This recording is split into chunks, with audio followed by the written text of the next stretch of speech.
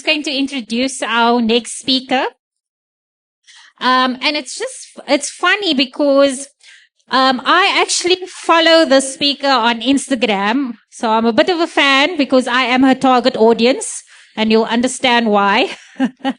I'm her target audience. And so it was just fortuitous that we managed to snag her as a speaker on the last minute. So I'm very excited to introduce you to Xoli, who is a vast, well-regarded menopause coach and advocate. She's the author of the Perimenopausal Globetrotter, a TEDx speaker, and a menopause policy advisor. She works with corporates, groups, churches, individuals, and couples. Her goal is to change the home spaces to be menopause-inclusive. She has recently been appointed as a partner and ambassador for an organization that focuses on South African women menopause research. Sunday World named her a heroic woman in Health 2024, and the Feature magazine recognized her as one of 50 memorable women in 2024.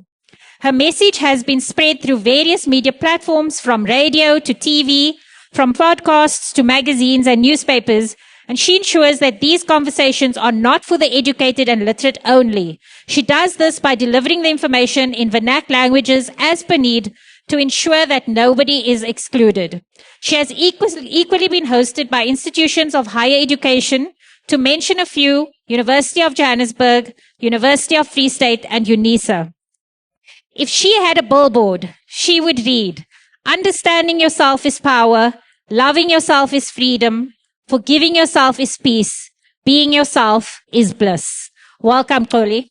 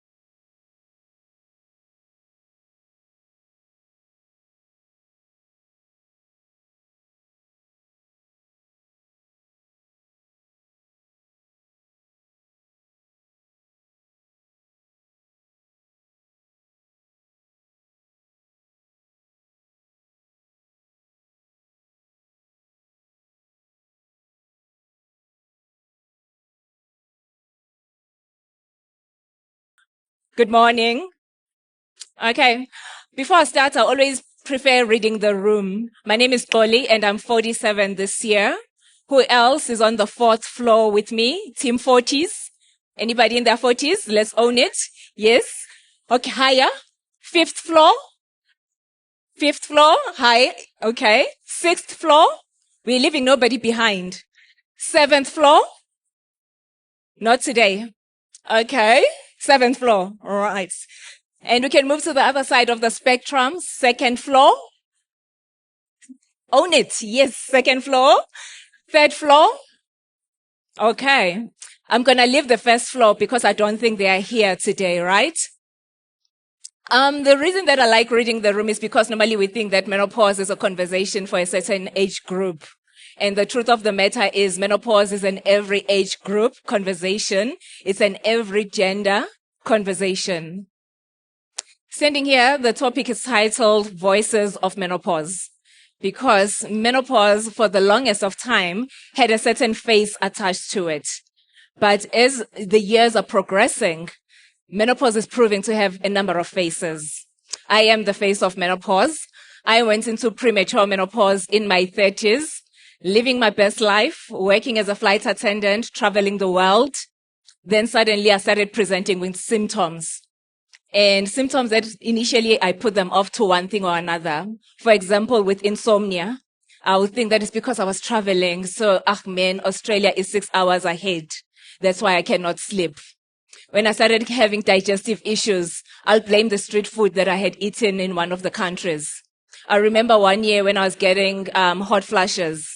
Those that have experienced them, you know that they start gradual, like that you're just feeling warm, a bit uncomfortable, checking people around you if they're also feeling the same kind of discomfort, and everybody's actually pulling their jackets tighter, zipping up, but you just want to yank off your clothes.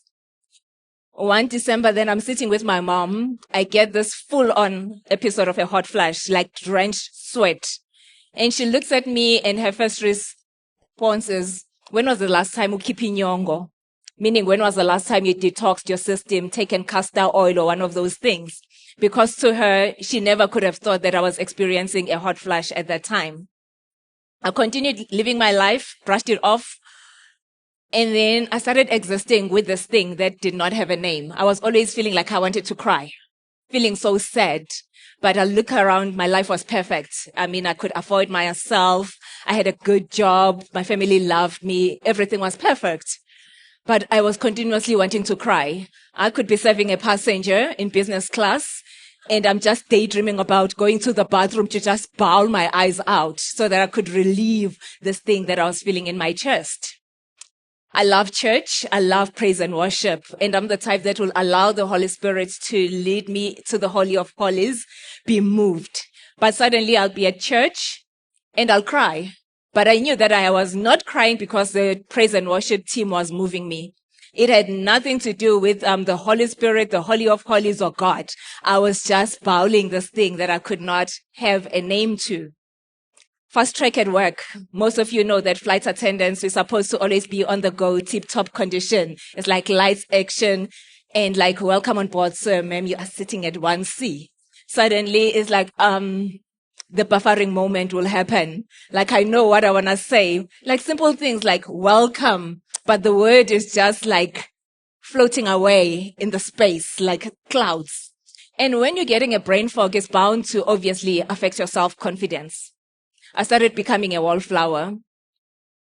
If I was not at work, being at home, the thought of getting out of bed just become like too much of a mission. The thought of taking a bath, taking a shower is like, why? I'm going nowhere. Normally I go camping. I can go a few days without really taking a proper bath. So I can get away with it being at home. Brushing my teeth.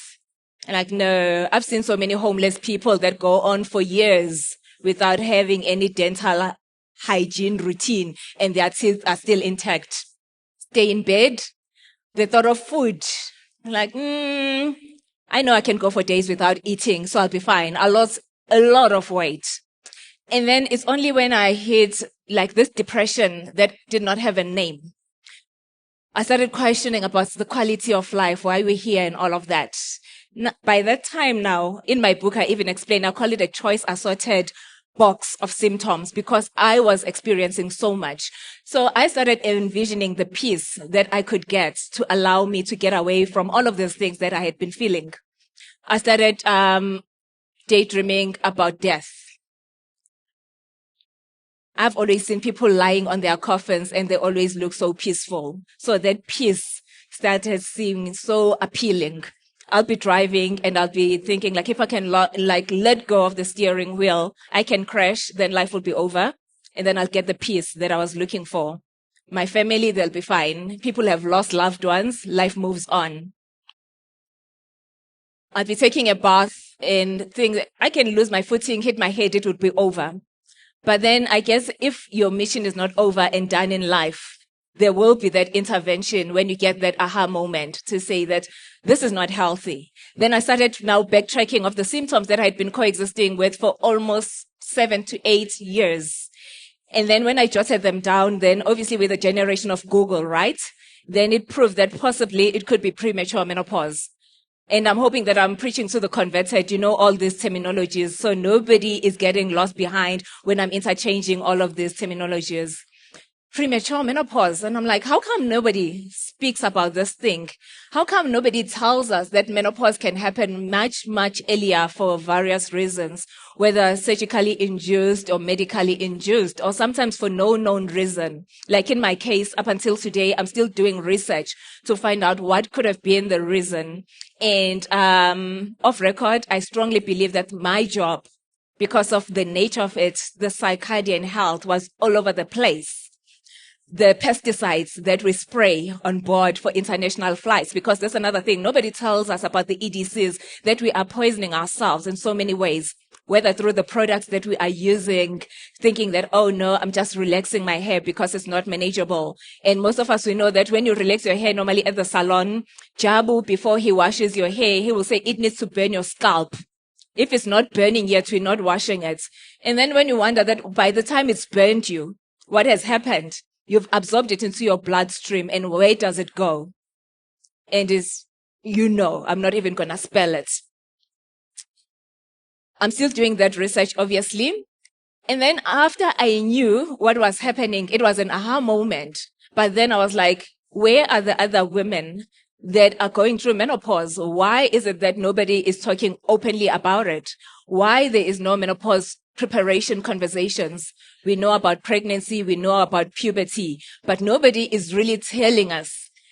Even in my book, I've got 19 reasons why I wrote it. And one of the reasons is to challenge the Department of Health to include this important phase of life from a young age, so that the shame that is tied to menopause is removed. The stigma that is tied to menopause is removed. Because most women also hide their struggles with menopause because they always think that how are men going to look at them? When menopause happened to me, I was single, 30 years, no children. Fortunately, in my case, I did not want to have children. But I always can say I empathize for women, or with women that wanted to have children, and normally this phase of life happened. And normally we're taught that the only way to be a mother is natural. Nobody tells us about the other options. But because I had an incredible gynae, Dr. Tlakula, who is unfortunately late, who would take his time to educate me, tell me about options, like I can use my sister's eggs. I'm like, really? If I wanted children, I could do that. But I'm like, whose child would that have been, though, ultimately? It's my sister's eggs. I carry it. Whose child is it? We freeze eggs. Why nobody tells us if they've conceived children via that option? And to me, I was like, you know what? As society, we like labeling things. Can you imagine you tell people that you had children through your frozen eggs? Next thing, they label or nickname your child Frozen for the rest of her life. And you had given her a beautiful, beautiful name, but she's stuck with Frozen. So people do not speak about these things because we are the society that put on masks. I decided in 2016, at 37 going on 38, that I am not going to go through premature menopause in silence. I'm going to embrace it. I'm going to share my journey with it. I'm going to share even the part that is TMI. When I say TMI, I once got a horrible case for the first time ever of piles in Senegal. Sitting in Senegal trying to get a doctor, and it's like, what is piles in French? Imagine I'm dealing with the pain. Now I have to get on Google to find out what is it so that I can explain. And when the doctor came to the hotel room, in my mind, I was expecting an old doctor. I opened the door. A handsome young male doctor is standing there. And I knew what that meant. Obviously, I've had people like that had piles, that it means that I'm going to have to go on my knees. He's going to have to look at me. And I'm like, oh my God, my dignity. And then I did a quick check. I saw that he's wearing a wedding ring. I'm like, at least we're safe. I included that chapter in my book. It's called TMI. And we're still in touch with this doctor because as doctors, you have a big role to play to your patients. You see, I've mentioned two things. My book is dedicated to Dr. Tlakula. He is late, but his legacy continues through this book that is read by so many people.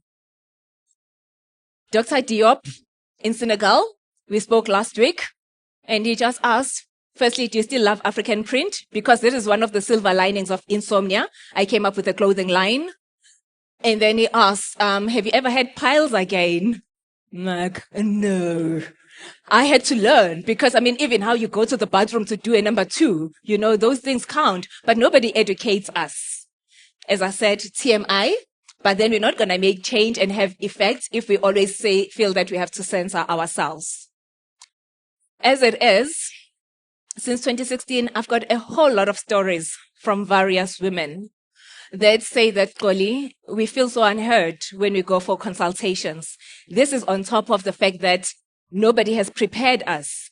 but we keep getting gaslit. We get like shrugged off that you're too young to be going through this phase of life. And some women feel like suffer through it.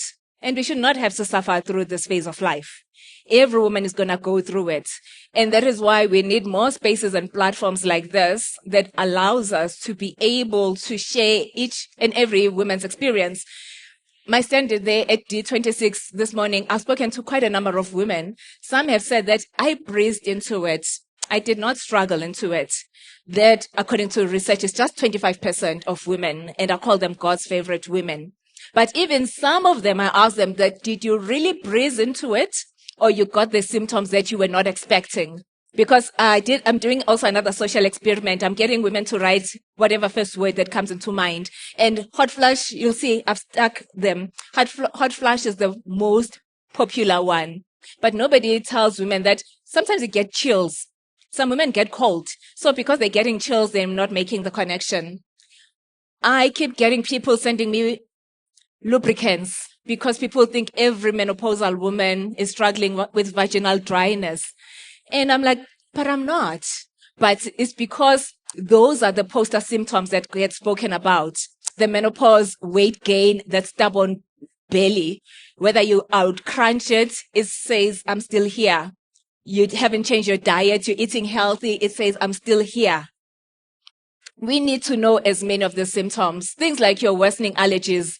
You have become the loyal patron at Discam, trying all these things to treat your allergies, but you're not making that connection because nobody is educating us about these symptoms.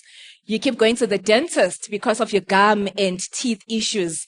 And the dentist sometimes, because it's been confirmed that menopause is under-researched and understudied, if he's not or she's not clued up, then you are continuously going to have your teeth cleaned, teeth pulled out, but not understanding that the cause of it is more of a hormonal issue. Growing up, we'll see the older ladies suddenly in the middle of the day spraying themselves. And then it's like body odor changes are part of the menopause symptoms, but nobody is saying anything. And then the church also. We're going to take it there because I know that I'm speaking to professionals, but some go to church, some are even priests, they're pastors. So on Sundays, make sure that you include these conversations also, because we cannot outpray menopause. It's a phase of life that every woman is going to go through. Prayer, fasting, quoting scriptures is good, but knowledge is important. When couples hit that phase of life and they come for counseling in church, the pastor needs to be able to have at least basic information so that they direct them to the right places. I speak about menopause through the cultural lens. So many women are left behind when it comes to these conversations because we only speak menopause in English, right? Hence, we don't even have these names in our languages. So most women, sometimes they think either they've been bewitched, then they're not even thinking of coming for a consultation.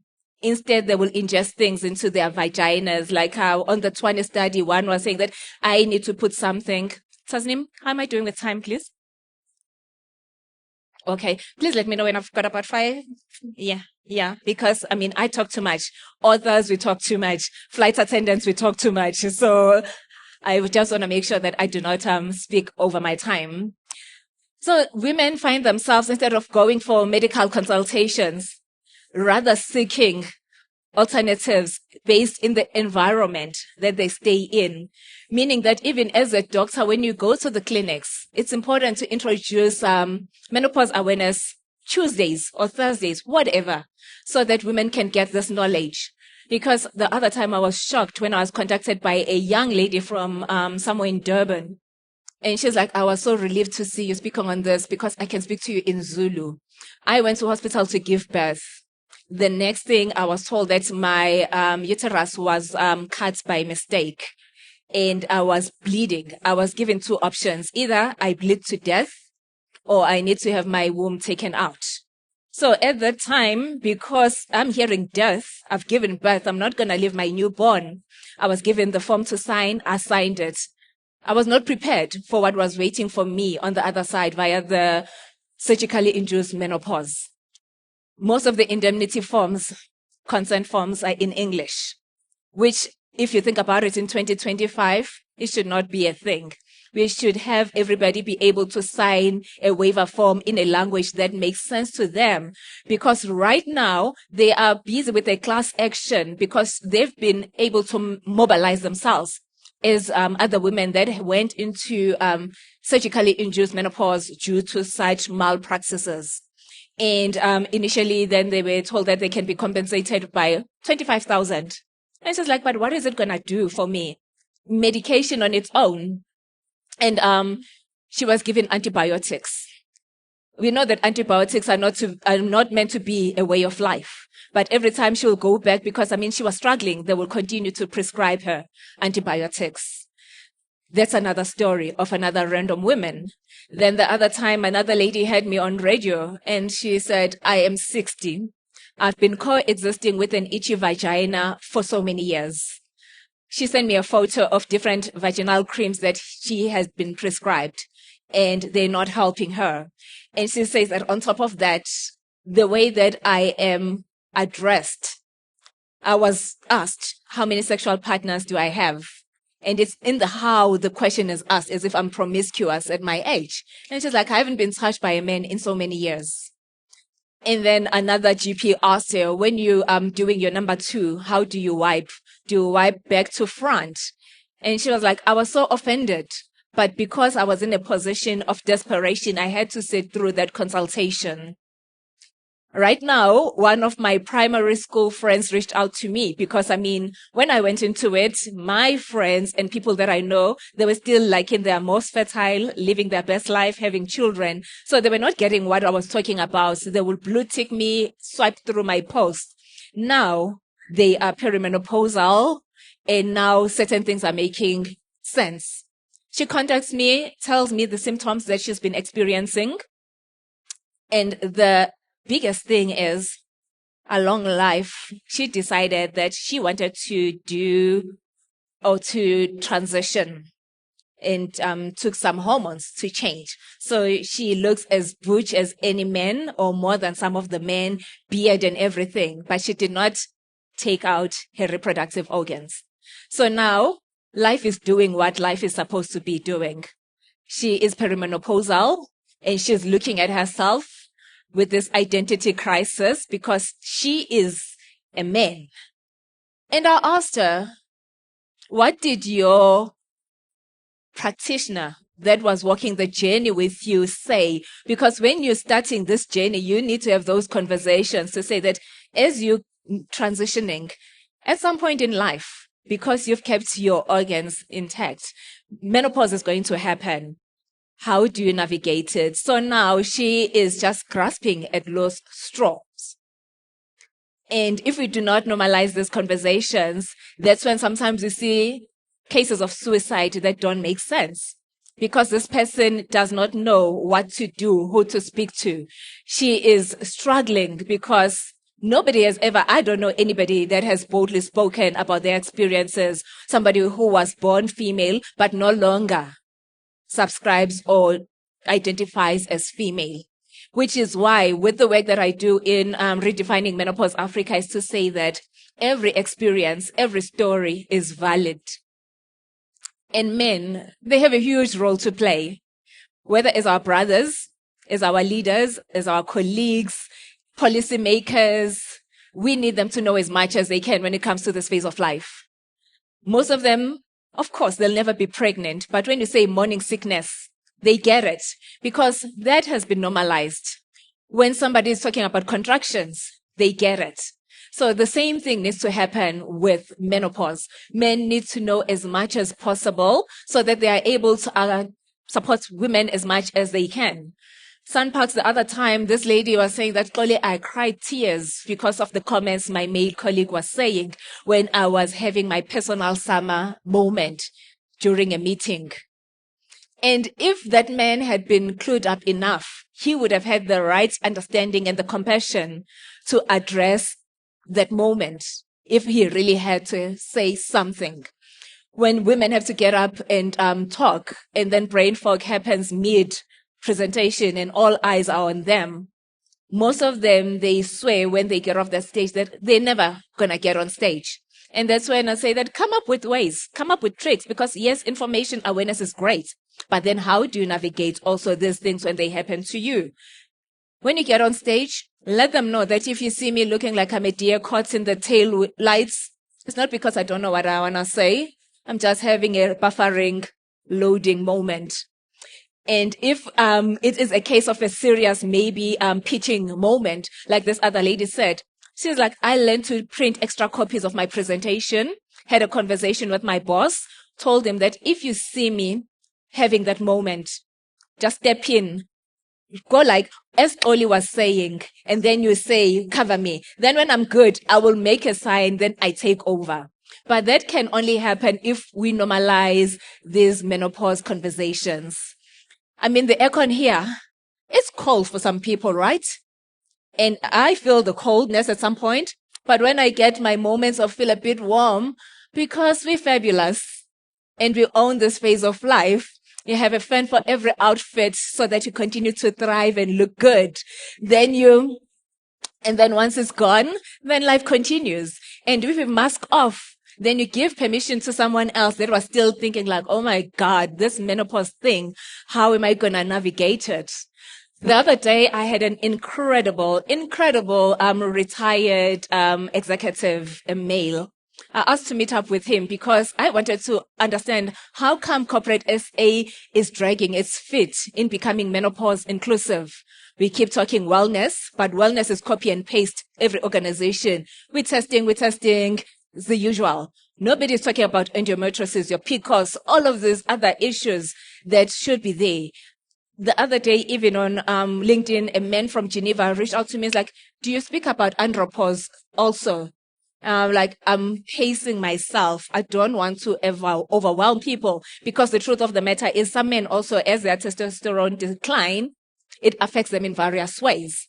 But the biggest elephant in most organizations is this. And the truth of the matter is the bulk of women are either perimenopausal, but they do not know, or even the ones that are postmenopausal, they are sitting there and feeling like invisible women. They feel like they are overlooked for promotional opportunities. And then when it comes to this gentleman, so I asked him, how come? And then he was like, school me. We had a lovely conversation for like 2 hours.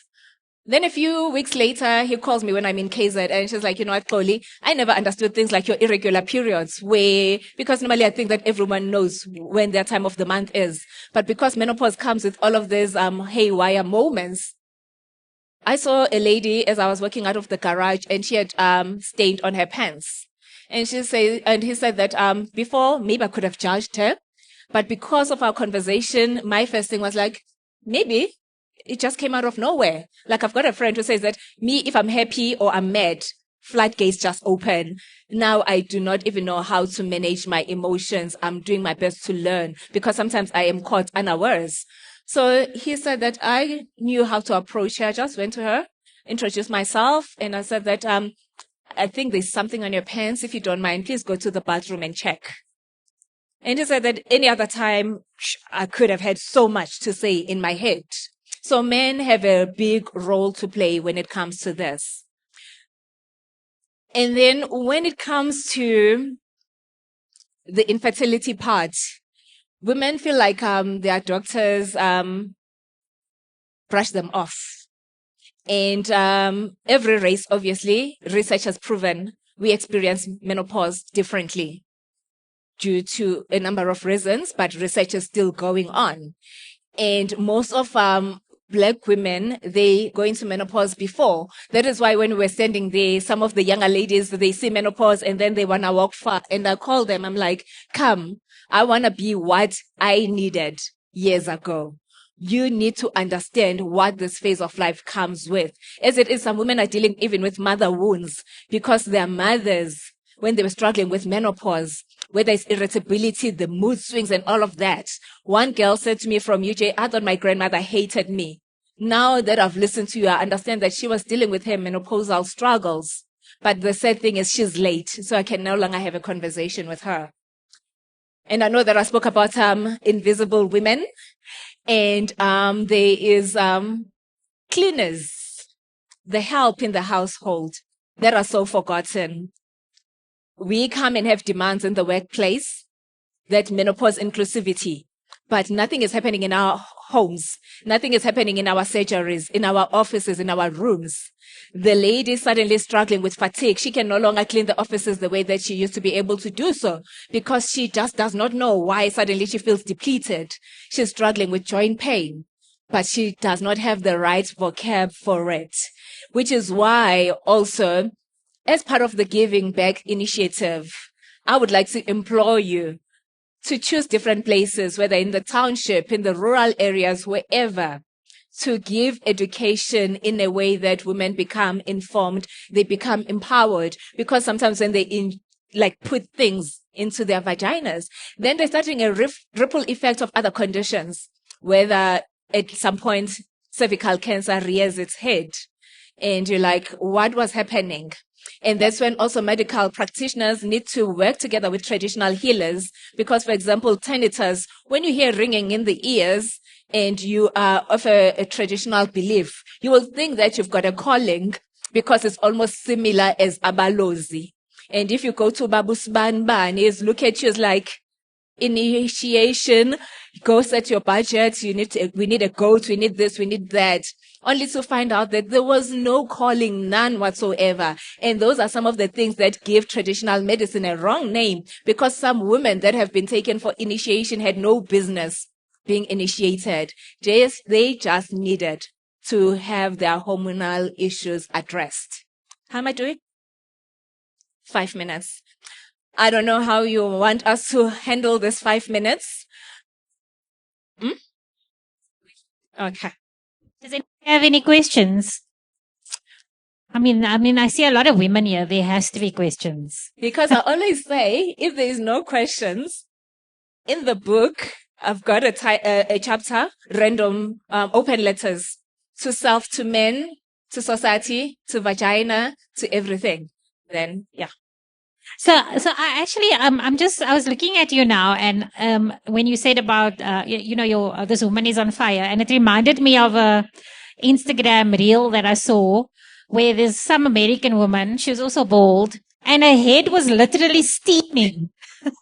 She was sitting outside in the cold, but her head was steaming. And this video has been going viral because it was like an illustration of what menopause is like. But you said that hot flushes is obviously the one people instantly think about in terms of symptoms. Can you maybe just give a rundown of some of the lesser known? I mean, you have mentioned it, but if you can just give a short list of some of the things people can look out for that they wouldn't necessarily think is a menopause symptom. Okay.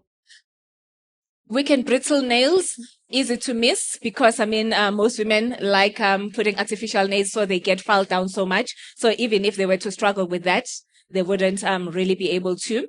Increased duty eyes are some of that. And thin and falling off of hair. Dry eyes. Women think that hygiene is not working. They continuously feeling like phantom smells. You're sitting here and you're smelling burnt toast. It's like, but why would I be smelling burnt toast? What is going on? Electric sensations. Feel like something is zapping you. And sometimes driving anxiety. I had a lady from Australia, she's Zimbabwean, saying to me when she listened to a conversation that I had with someone on one of the podcasts, she's like, now I understand. I used to love driving, but suddenly me and driving, I get terrified. And most couples, they fight also. Most men will be like, stop being a passenger driver, but the woman cannot have feeling anxious. So those are just some of the physical ones. And then, as we say, some women, they think that, Alzheimer's and dementia because of the brain fog, lack of concentration, sitting here, but you're just seeing lips moving, but nothing is sticking. I've had to drop out of a course also at some point because of that. I'm not surprised brain fog is one, because if you think about it, if it's menopause is hormonal, and pregnancy, everyone knows the term porridge brain, yes, which is kind of linked, right? So I suppose there's some connection there, but we have a question of it. Okay. Good day. Thank you for a wonderful explanation of all that I'm going through. I've been looking for you for a long time. And even though I am a medical doctor, I have I've heard some of the things that you have said, and you have educated me, and I'm going to talk to you after this. But I just wanted to find out, because I'm one of those, because I know too much as a medical practitioner, there's some things that I do not want to take. Yeah.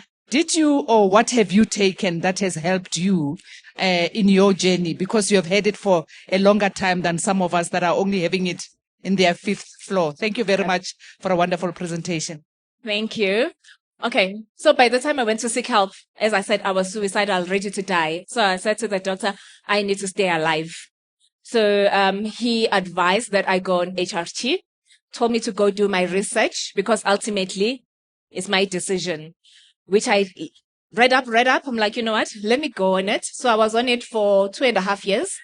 And then I started now wanting to check what else, because I believe that multidisciplinary way of approaching anything is the way to go. That's when I had to cut out sugar. I love chicken wings from Chicken Licken, but I know the price that I have to pay. So spicy foods and all of those things. Hydrating, because everything that can go dry dries out. Fortunately, I stopped alcohol a long time ago. Fitness, I've had to understand the importance of strength training, because sometimes we like classes because it's communal. But I had to weight train, balancing, I can balance on these hills now, Bosu Ball Queen on the gym, because I used to struggle with loss of balance. I was like, why am I feeling like an old woman, having to regroup? Ecotherapy. I hike. I'm a hiking baby.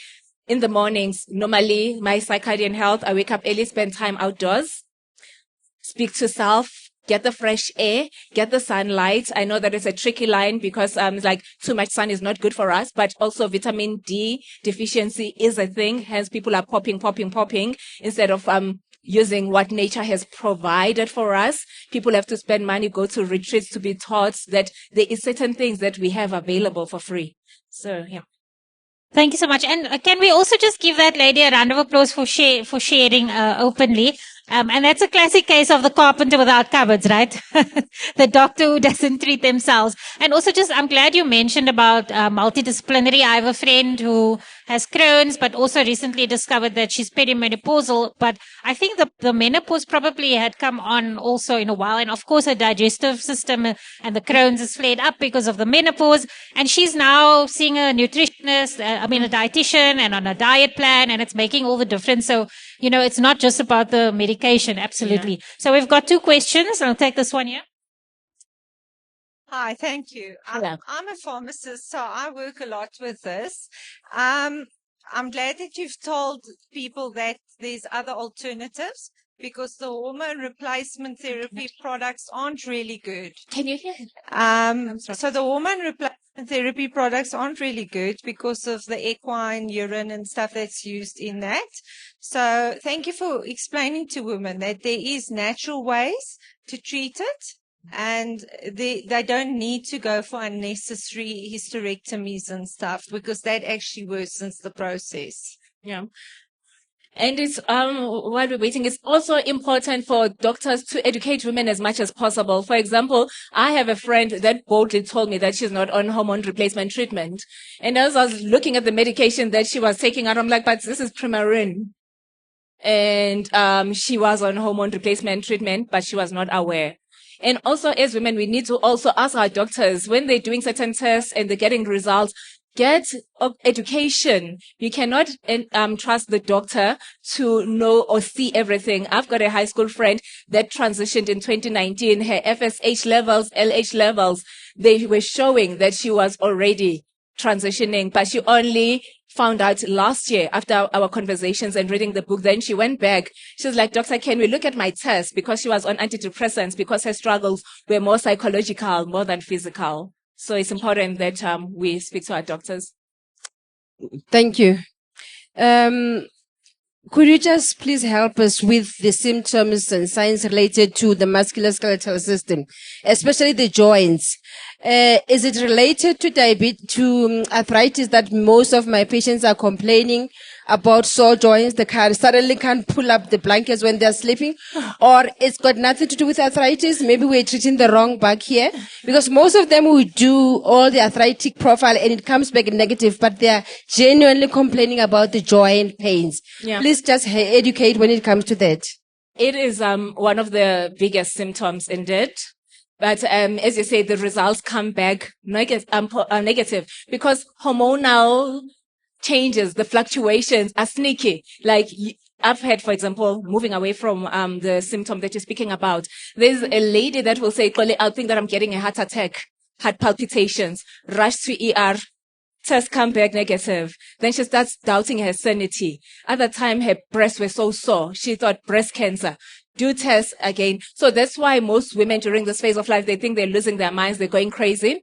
In the UK, they even have this term, whiny women. They call them WW because the tests keep coming back negative. But then women know that something is wrong. And also it is important that we have, conversations that cater for all ethnic groups, because again, it has been proven that, as I said, we experience menopause differently. Like African Black women, vasomotor symptoms, which is the hot flashes and the hot night sweats, are more rife to us. While you look at Asian and more Caucasian women, they do struggle more with bone issues.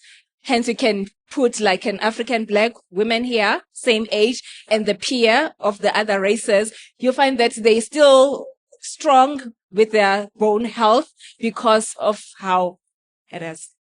I'm open to chatting some more also if you want to offline. Thank you. We have time for one last question. Did you have a question?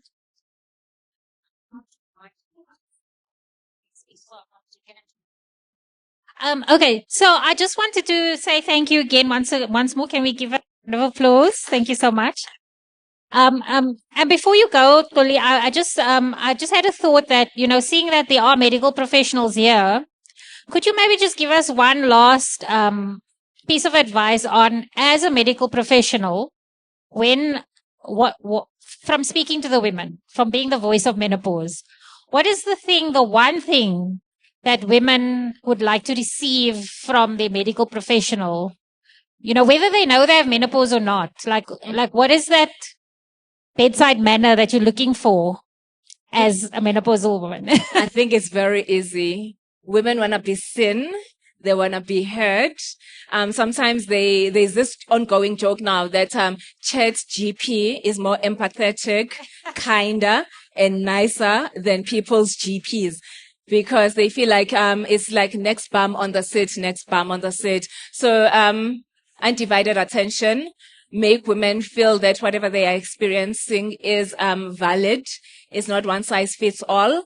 And especially for the male doctors, even if sometimes you feel like it's not it, but give that ear. I've had one doctor that we almost got into an argument because he was invalidating what I was saying when we were doing an interview. And I made a simple example to say that if a chef is serving you a meal and you say that it's salty, the chef cannot insist and say that this meal is not salty. I'm the one that is having that meal. If it's salty for my palate, then it is salty. Whether the book smart is saying that menopause is supposed to be like this, if mine is presenting that way, take it for what it is. Let's work through it together.